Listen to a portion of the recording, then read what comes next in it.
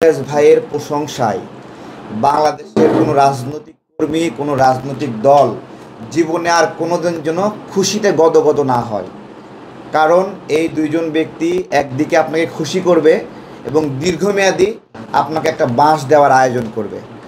সুতরাং একটু হালকা প্রশংসা করলে দাঁতটা খিচ করে হাসি দিয়েন না, কারণ এর পরবর্তীতে আপনাদের জন্য বাঁশ রেডি আছে।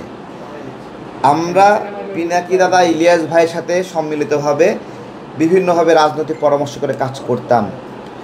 আমরা কোন জায়গায় বিরোধটা হলো, তারা বলছিল যে সেনাবাহিনীর বিরুদ্ধে মিছিল করতে হবে। বাংলাদেশের নাগরিকদেরকে জিজ্ঞাসা, সেনাবাহিনীর বিরুদ্ধে আমাদের এই মিছিলটা করা উচিত ছিল কি না বলেন।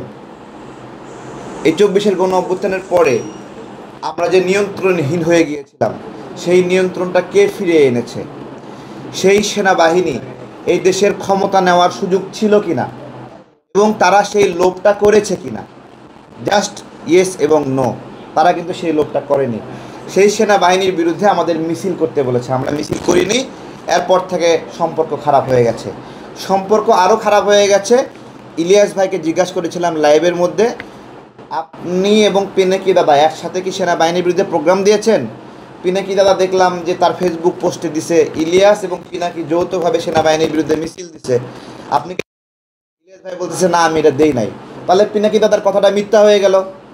এইটাতে ভিডিওটা ভাইরাল হওয়াতে আমার উপরে পিনাকি দাদা এবং ইলিয়াস ভাই রাগ করছে।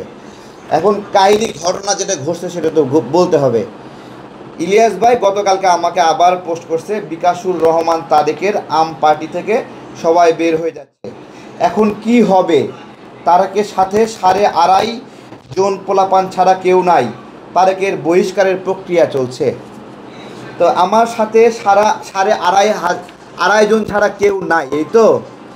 আমি একটা ছবি দেখাচ্ছি, এইটা ইরাকে কিছু প্রবাসীকে অপহরণ করা হয়েছিল। আমার ডাকে কেউ প্রোগ্রামে আসে নাই।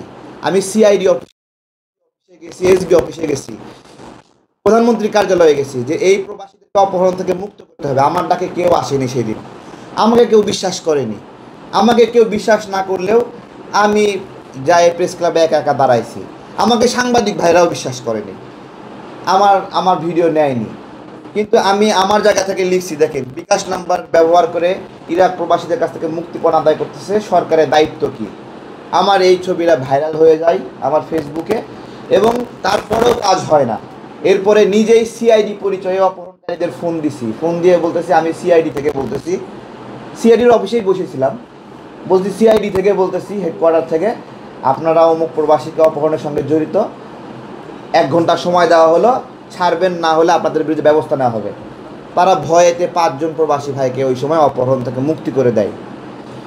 এরপরে এই ছবিটা হলো ডিবি হারুনের ছবি। রিক্সাওয়ালারা বিপদে পড়ছে, রিক্সাওয়ালাদের বিপদে প্রোগ্রাম ডাকছি, অনেক রিক্সাওয়ালা আসছে, ডিবি হারুন আসছে, আমাদের দলের সবাই ডিবি হারুনকে দেখে ভয়ে চলে গেল। আমি একাই রিক্সাওয়ালাদের সঙ্গে ছিলাম। ডিবি হারুন আসে চটাং চটাং করে কটা থাপ্পড় মারলেন। এই যে একটা ছোট ছবি আছে, একটা ভিডিও ছিল, ভয়ে ডিলিট করে দিয়েছে ছেলে পেলে। তো ইলিয়াস ভাই বলতেছে আমার সাথে 2.5 জন নাই। ভাই আমার সাথে 2.5 জন নাই, আমি একাই ছিলাম ভাই, আমি একাই নিপীড়নের শিকার হয়েছি। আমার সাথে 2.5 জন না থাকলে কি হবে? আমরা কি কাজ বন্ধ রাখছিলাম? এবং দেখেন ইলিয়াস ভাই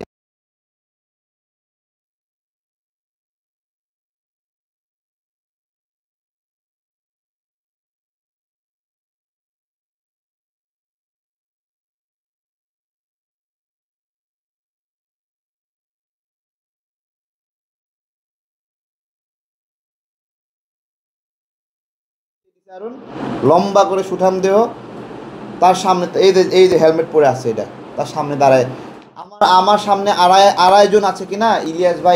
ইলিয়াস ভাই এই বাংলাদেশের বিপদে আপনি ভূমিকা রাখছেন মানতেছি, কিন্তু আপনার এবং আমার আকাশ পাতাল পার্থক্য আছে ভাই, আকাশ পাতাল পার্থক্য আছে। আপনি এবং আমি এক না। আপনি দেশ ছেড়ে চলে গেছেন বিপদের আভাস পেয়ে, আপনার গায়ে ফুলের টোকা পড়ে নাই, বাট আমি নিপীড়নের শিকার হয়েছি, নির্যাতনের শিকার হয়েছি, এবং নির্যাতনের শিকার হয়ে আমি দেশ থেকে বের হয়ে যাইনি। 2.5 জন কি, কেউ না থাকলেও আমি একা একা কাজ করেছি। 2.5 জনের হিসাব নিচ্ছে। এই যে দেখেন 383 প্রবাসী আটক হয়েছিল, মনে আছে? কি কি অভিযোগ দিছিল? যে প্রবাসীরা জিনা ব্যভিচারে লিপ্ত হবে, জঙ্গি কার্যক্রমে লিপ্ত হবে, এই জন্য তাদেরকে গ্রেপ্তার করা হলো। 383 প্রবাসী, কাউকে এটাকে পাইলাম না। সংগঠন